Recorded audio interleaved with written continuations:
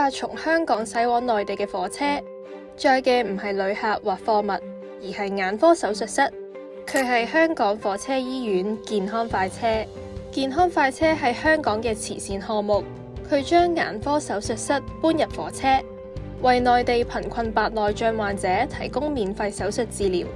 佢亦都係中國第一列自主研製嘅火車醫院，由4個火車車廂組合而成，包括手術室、病人休息室、多用途會議室同埋醫護人員起居室。1997年7月1日，第一列健康快車從香港開往安徽省阜陽，其他3列火車醫院亦分別喺1999、2002以及2009年投入服務，每年前往9至10個地方停站，每站停留約3至4個月。26年嚟，健康快車踏足28省、126個偏遠地區，幫助超過22萬貧困患者。2023年，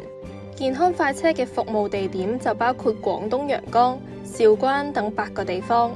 源源不斷幫助各地市民。